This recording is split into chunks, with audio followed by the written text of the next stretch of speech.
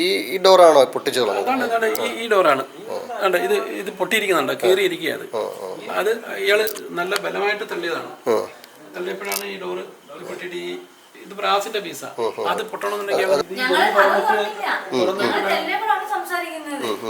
ഞങ്ങളോട് പോലും ഒരു മര്യാദ ഇല്ലാതാണ് അവർ സംസാരിക്കുന്നത്. പോലീസുകാരാണ് കഥ തുറക്കെന്നാണ് പറയുന്നത്. ഞങ്ങള് ഒരു മര്യാദയായിട്ടല്ല അവര് സംസാരിച്ചത്. നമ്മൾ നന്നായിട്ട് പേടിച്ചു പോയി. നിലവിളിക്കുന്നുണ്ടായിരുന്നല്ലോ. ഞങ്ങൾ രണ്ടുപേരും ഞങ്ങൾ അപ്പോൾ പേടിച്ച് നമുക്ക് എന്ത് ചെയ്യണമെന്ന് അറിയാൻ വയ്യായിപ്പോയി. നമ്മൾ ഇങ്ങനെ ഒരു സംഭവം പ്രതീക്ഷിക്കുന്നേ ഇല്ല. കഥ തുറക്ക്, ഞങ്ങൾ പോലീസുകാർ അല്ലെങ്കിൽ ഞങ്ങൾ ചവിട്ടി പൊളിക്കും. അടുത്ത ഡയലോഗ് പറഞ്ഞത് ഞങ്ങൾ ചവിട്ടി തുറക്കുന്ന പറഞ്ഞത്. എന്നിട്ട് ഡോറിൽ വലിച്ചടിച്ചു. അടിച്ചോണ്ടിരിക്കുവാണ്. ഈ കുട്ടികളൊക്കെ പേടിച്ചപ്പോ നിലവിളിച്ച് ഓടി വന്നല്ലോ അച്ഛന്ന് പറഞ്ഞത്. ഞങ്ങൾ മൂന്നുപേരെ ഉള്ളു വീട്ടില്. മോളാണ് നിലവിളിച്ചത്. എന്നിട്ട് കരഞ്ഞുകൊണ്ടാണോ മോള് വീഡിയോ എടുക്കുന്നത്? മോളാണ് എടുക്കുന്നത്. എത്ര വയസ്സുള്ള കുട്ടികളാണ് ഉള്ളത്? രണ്ട് പെൺകുട്ടികളാണ്. എത്ര വയസ്സുള്ള കുട്ടികളൊക്കെ? ഉള്ള കുട്ടികൾ. അപ്പൊ അവര് പേടിച്ചാണ് നിലവിളിച്ചത്. അവര് ഈ പറയുന്ന പോലീസിന്റെ ഈ SPC കേഡറ്റ് കൂടിയാണ്. അവള് പിന്നെ കുറച്ച് ആത്മധൈര്യം ഉള്ളതുകൊണ്ട് അവള് കരഞ്ഞു, വിഷമിച്ചു.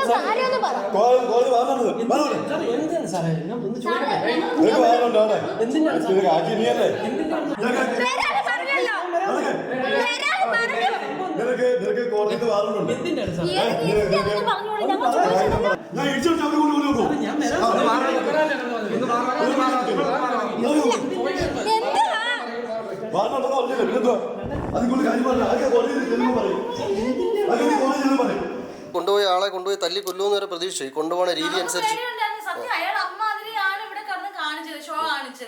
നമ്മൾ നന്നായിട്ട് പേടിച്ചു. ഞങ്ങൾ അപ്പോൾ തന്നെ ഞങ്ങൾ ഫോൺ വിളിച്ചോണ്ടിരിക്കുവാണ്. ഈ കൂടെ വന്ന പോലീസുകാരും അങ്ങനെ തന്നെയായിരുന്നു. പോലീസുകാരും ഇയാളെ സപ്പോർട്ട് ചെയ്താണ് അവർ തന്നത്. പക്ഷെ ഇയാൾ അത്രയും അവർ രണ്ടുപേരും പറഞ്ഞു കാണിച്ചില്ലെന്നേ ഉള്ളൂ.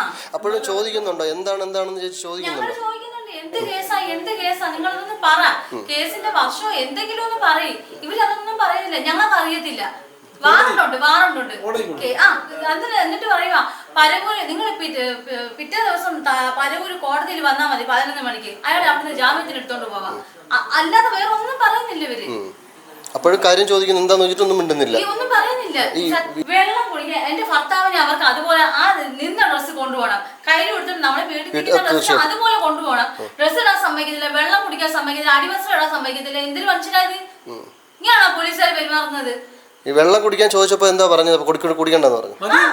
കൊണ്ടുപോവാ. വെള്ളം ചൊവ്വ കുടിക്കാൻ ഇവർ സമ്മതിച്ചില്ല. ഞാൻ വെള്ളം പുറകെ കൊണ്ടുവന്ന് കൂടെ ഓടിയവരെ പുറകെ. കാര്യം അവർക്ക് ഷുഗറുള്ള മനുഷ്യനാ. ഇത് കേട്ട് ഞാൻ അത് കാരണം ഇവിടെ ജാമത്തൊരു വെള്ളം തണുപ്പിച്ച് ഞാൻ അവിടെ കൊണ്ടുവന്ന് വെച്ചിരുന്ന് അത് കൊണ്ടുവന്ന് ഞാൻ കൊടുത്തിട്ട് അവര് കുടിക്കാൻ സമ്മതിച്ചില്ല അവര്. ആ സമയത്ത് ഈ ഫോണിൽ ഒന്ന് കോൺടാക്ട് ചെയ്യാനോ ഈ കൊണ്ടുപോയതിനു ശേഷം എന്തെങ്കിലും പറ്റിയിരുന്നോ? നിങ്ങൾക്ക് ഇവിടുന്ന് ചേട്ടനെ കോൺടാക്ട് ചെയ്യാനോ പറ്റിയോ? ഇല്ല, ഫോണും കൊണ്ടുപോയില്ലല്ലോ. എന്തിനു വേണ്ടിയിട്ട് ഈ അതിക്രമം കാണിച്ചെന്ന് നിങ്ങൾക്ക് മനസ്സിലായതേ ഇല്ല. ഞങ്ങൾക്ക് മനസ്സിലാവുന്നില്ല. നമ്മളിങ്ങനെ സംഭവം പ്രതീക്ഷിക്കുന്നേ ഇല്ല.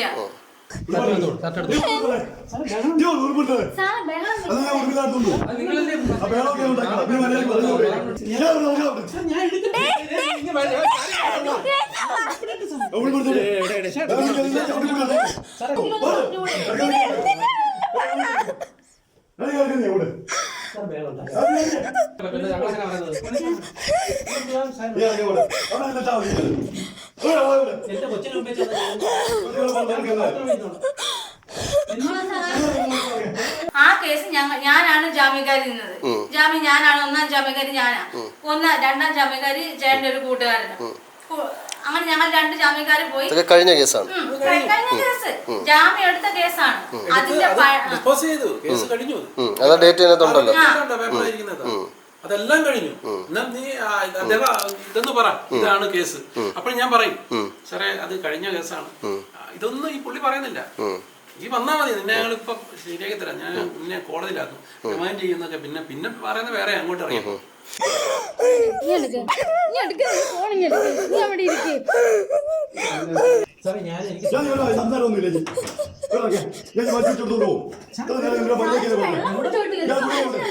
പറയുന്നില്ല, ഇവരൊന്നും പറഞ്ഞിട്ടില്ല. ഒരു കേസ് ഏതാന്ന് പോലും പറഞ്ഞിട്ടില്ല, ഒന്നും പറഞ്ഞിട്ടില്ല. കൊണ്ടുപോകുന്നു. നമുക്ക് സത്യമായിട്ട് പേടി തോന്നി.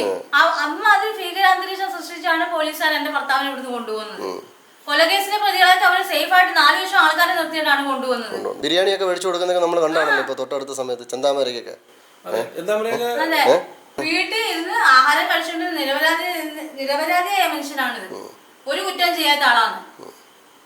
അപ്പൊ ഇത് നിയമപരമായിട്ട് തന്നെ മുന്നോട്ട് പോകാൻ തന്നെയാണ് നിയമപരമായി തന്നെ കൊണ്ടുപോകും. ഈ കൊച്ചു കുട്ടികളാണല്ലോ അവരും പേടിച്ച് നിലവിളിച്ചു പോയി ഇല്ലേ? പിന്നെ നല്ലൊരു പേടിച്ചു.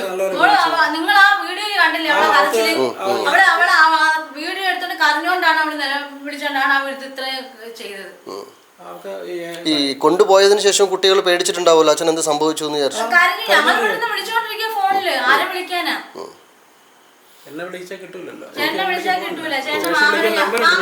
സ്റ്റേഷനിൽ ഒരു നമ്പറുണ്ട്. ആ നമ്പറിൽ വിളിച്ചാല് ഇവിടെ ഞാൻ പോയത് അറിഞ്ഞുകൊണ്ട് പലരെയും വിളിച്ചു, സുഹൃത്തുക്കളെ വിളിച്ചു, സുഹൃത്തുക്കളെ എല്ലാവരും വിളിച്ചു. അതിന്റെ മൊബൈലിനകത്തുള്ള നമ്പർ വിളിച്ചപ്പോൾ പലർക്കും പോലീസ് സ്റ്റേഷൻ നമ്പർ അറിയാം, സിയുടെ നമ്പർ അറിയില്ല. കാരണം കണ്ണൂർ സ്റ്റേഷൻ അതിർത്തി ആയതുകൊണ്ട് നമുക്ക് ഇവിടെ പോലീസ് സ്റ്റേഷനിലെ നമ്പർ ഇവർക്ക് അറിയാം. ആ നമ്പറിൽ വിളിച്ചപ്പോഴെല്ലാം പോലീസ് സ്റ്റേഷൻ നമ്പർ വിളിച്ചാൽ ഒന്നീ ബിസി, അതല്ലെന്നുണ്ടെങ്കിൽ എൻഗേജ്ഡ് ടൂണാണ്. അപ്പോൾ അത് വിളിച്ചവരെല്ലാം അവസാനം അത് പറഞ്ഞു. പിന്നെ ഇടയ്ക്ക് ഞാൻ അവിടെ നിൽക്കുമ്പോൾ ചെറിയ ബെല്ലടിക്കും, ഇവരെടുക്കും, കട്ടാവും. ആ ഫോണാണ് എൻ്റെ അടുത്ത് പറഞ്ഞത്, നിനക്ക് വേണമെങ്കിൽ ഇതിനകത്ത് വിളിച്ചോളാം. അത്രയും ധിക്കാരമായിട്ടാണ് അവർ എൻ്റെ അടുത്ത് പറഞ്ഞത്. നിങ്ങൾക്ക് ഞാൻ പറഞ്ഞ സാറേ ഒന്ന് വിളിക്കണം സാറേ, വീട്ടിൽ എൻ്റെ കുഞ്ഞുങ്ങളെ അവസ്ഥ എന്ന് അറിയാനാണെന്ന് പറഞ്ഞപ്പോൾ എന്നാൽ അത്യാവശ്യം നീ ഫോണിൽ വിളിച്ചോളാം, ഈ കംപ്ലൈൻ്റ് ആയിരിക്കുന്ന ഫോണിൽ വിളിച്ചോളാം. ഇതൊക്കെ എന്തൊരു മര്യാദയാണ്. എന്തായാലും ഇനി മേലാൽ ഒരു വീട്ടിൽ കയറി ഇങ്ങനെ കാണിക്കാതിരിക്കും. ഒരു പോലീസുകാരും കാണിക്കാൻ പാടില്ല.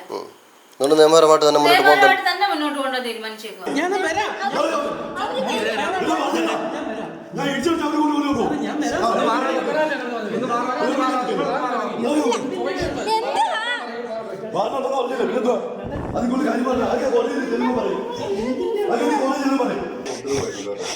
വീടൊക്കെ എത്തിയതിന് അയാൾ ഒരുപാട് നാളായിട്ട് കോടതി ആൾക്കാർ പറയാം.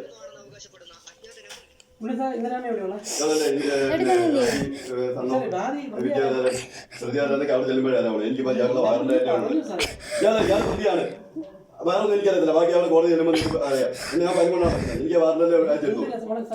നീ അവിടെ ചെല്ലു, നടക്കേ ഇവിടെ നടക്കേ. ഇത്ര സമയമൊക്കെ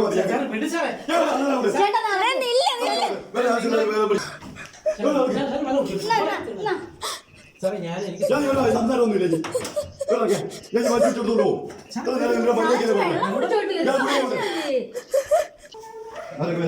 പറഞ്ഞോ